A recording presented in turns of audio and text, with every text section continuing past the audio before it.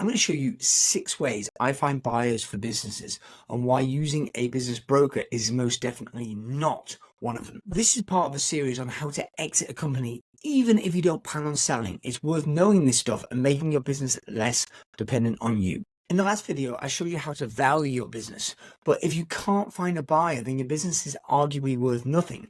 And inversely, if you get more demand, i.e. more people trying to buy your company, it will help your business value skyrocket. And at the end, I'll share with you which of these I do, which you should do, and why using a broker is a really bad idea. I'm Bradbury. I completed my first 7-figure exit in my 20s, and since then I've bought, sold, or merged about a dozen different companies. The first buyer for your business is an MBO, which stands for Management Buyout, which is effectively selling to your existing team. Now, many business owners think that their team don't have the money to buy their business, but they don't need the money. What they need is access to the funds. They need to be competent at running the business, having a vision, and they need a way to access the funds they need to buy you out. You see, your existing team knows your business inside and out. The chances are they probably already think that they could do certain things better than you. So you could say it's actually safer for them to take it over than an outsider to come in. The question is, how do they get the money? And firstly, actually, it might be a limiting belief in your head. Don't let it hold you back.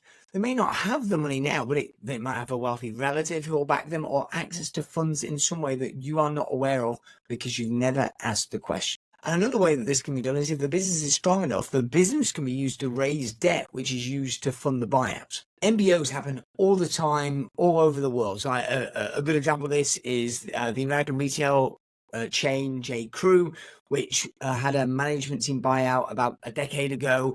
It was led by the CEO, who was called Mickey Drexler, and they used private equity funding to fund a $3 billion buyout.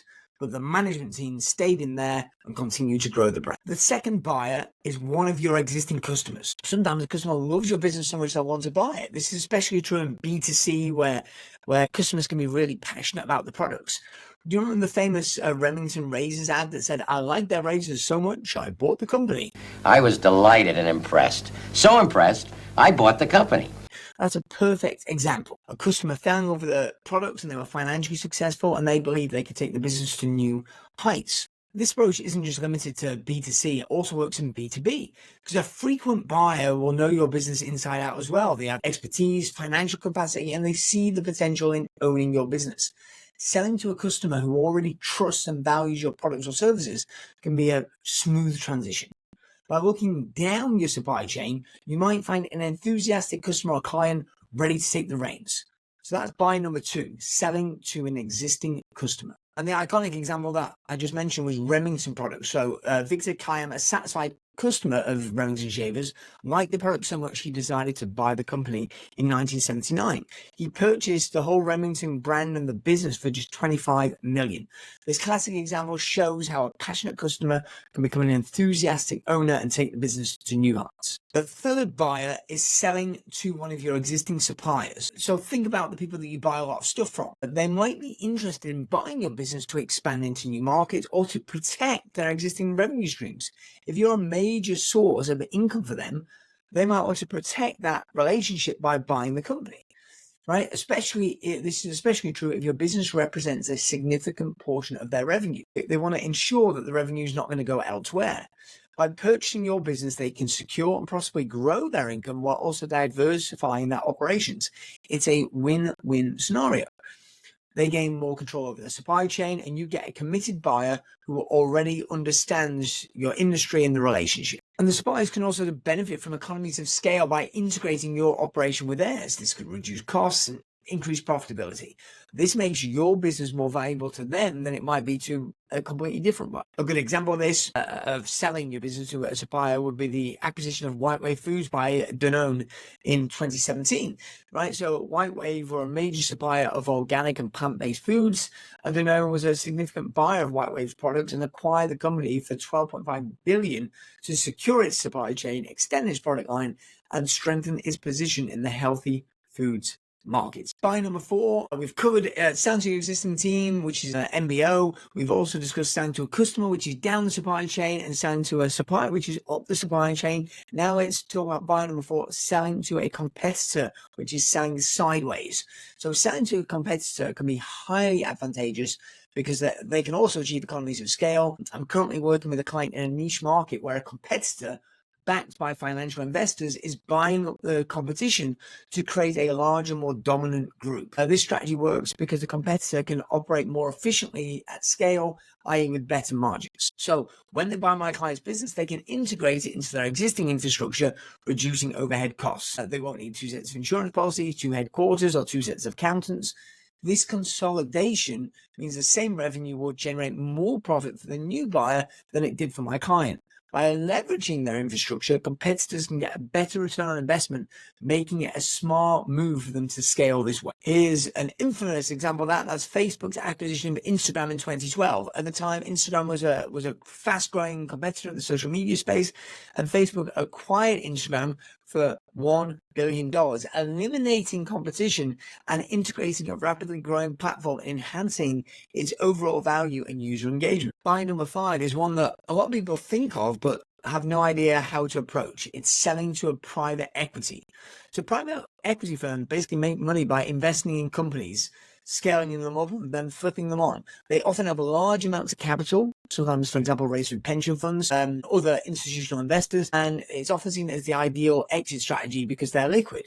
But there are pros and cons. On the downside, private equity firms or PE groups are experienced and savvy, which can make the process quite intense if it's your first time exiting and more demanding than you expect. However, the upside is clearly they have the money and the expertise to get the deal done and over the line. So naturally, many people are intimidated by private equity because they don't know where to start. Now, here's a surprising but very effective approach that was deployed by my client, Laura Roeder. She sold a software business to private equity group by simply searching on Google. She looked for private equity firms that were buying companies in her niche, sent messages to about a dozen of them. She literally Googled private equity firms buying software companies. She sent messages to about a dozen and got a good handful of responses. She engaged with them, and one of them ended up buying her business in a very short space of time. I think there's 3 or maybe 4 months. All that said, though, private equity groups are actively looking to deploy their capital. The key is being prepared and knowing how to present your business. If you approach private equity without preparation, they might dismiss you, right? But they want to get a deal done by somebody that knows what they're doing. However, if your financials are in order and you have a solid pitch, private equity can be a great buyer. They have the funds, but they are more discerning and aggressive compared to other buyers. That's buyer number 5, private equity. A great example of private equity exit was the acquisition of the kind of Dunkin' brands by Bain Capital in 2006. Private equity took Dunkin' private for $2.4 billion, invested in its growth, and eventually took it public again and significantly increasing its value. For context, today is worth over $8.7 billion. Buy number 6 is a strategy that most people dismiss out of hand. They don't even consider it, but it can give you the best long-term ROI. And that's internal succession, i.e., instead of selling your business to somebody else, exit your business yourself from your business by bringing in a CEO or management director or senior leadership team to run the company. This allows you to step back from daily operations, reducing your work hours from 40, 50, or 60 hours a week down to 0 over time. You can still oversee the company and enjoy the benefits of ownership, but without the time commitment. While getting a large lump sum of cash up front might seem appealing, it does come with significant fees, lawyers, accountants, and taxes. Plus, you might not need all that capital all at once, and then you've got to figure out how to deploy or reinvest it so it's not eaten away by inflation, and that can be challenging. Therefore, holding on to the company long term and taking out the cash more gradually over time can be more tax efficient and provide you with more money over the long haul. You still own the asset. And if the company grows, you can still exit it later for an even higher value. Many people shy away from this option because they worry about finding the right CEO or management team. However, that's a different problem to solve. and solving that problem can be easier than finding a buyer willing to write a large check today. In fact, you might consider this buyer, this exit option, i.e. hiring a strong management team, before exploring the other options, as it will actually make your business more valuable on exit because it's less dependent upon you. If your goal is to get the maximum price for your business, having a senior management team in place and reducing the company's dependence on you will make it more attractive to buyers. The less risk associated with your exit, the higher the value of the business. Should you try this approach? I strongly recommend it. It not only prepares your business for a potential sale, but also allows you to enjoy the benefits of ownership without the daily grind. A super familiar example and brand in the UK is the internal succession at Tesco. When Sir Terry Leahy stepped down as CEO in 2011, Philip Clark, who'd been with the company for over 30 years, took over the role. This internal succession promotion ensured continuity, stability, allowing the company to maintain its strategic direction, growth momentum, without the potential disruption of an external hire. So finally, how many of these options should you explore? Should you just pick your favorite or try to explore multiple strategies to increase demand? I think about it this way. This is likely the single biggest financial transaction of your life, and you only need to make the sale once. You don't want to shoot yourself in the foot by assuming that one of these strategies isn't valid. I could argue you should explore all of them, but you only need one successful sale. Ultimately, I'm in favor of exploring multiple options to create a competitive environment. This multiple horse race approach can significantly impact your sale price. Whether you end up at the low end or the high end of the valuation range really depends on how many interested buyers you can attract. FOMO, i.e. fear of missing out, is a real phenomenon, and having multiple potential buyers can drive up your sale price, i.e. how much money you get in your pockets. So by exploring all the possible exit strategies, all the potential buyers I've mentioned, you maximize your chances of finding the best deal for your business. However, when it comes to exiting your business, one of the first things many people think is, I don't know what to do, I'll hire a broker. I strongly advise you do not do that. Here's why. Brokers often overinflate the price of your business to stroke your ego and lure you in. They promise a high sale price, but the reality is quite different. Over 80% of businesses listed brokers never sell. That's a staggering statistic and a clear indication that this route is usually a waste of time. In my experience, I've seen countless clients list their businesses with brokers only to end up disappointed. Brokers tend to focus more on consulting fees than actually selling your business. In fact, for fun, if you look up some of the financials of the UK's biggest brokerage firms, you'll notice a very significant portion of their revenue comes from consulting services, not the actual success fees from sales.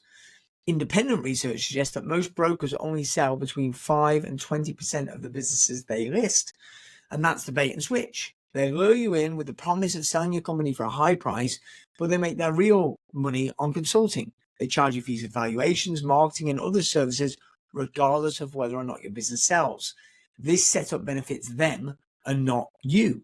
So instead of relying on brokers, consider some of the other potential buyers we've discussed: management buyout, selling to customers, selling to suppliers, competitors, private equity. These approaches often yield better results and align more closely with your interests. Remember, the goal is to successfully exit your business, not just list it for sale. By avoiding brokers and exploring alternative strategies, you increase your chances of a successful and profitable exit. This is a series on how to exit your business. In the next video, I'm going to show you how to get your management accounts in order, which is the first thing somebody's going to ask to see before they make you an offer. Check the description of this video if you want to download the companion PDF that goes with this video. That way you can run the 6 ways and make a list of potential buyers. Also, make sure you check out the latest video about how to value your business here.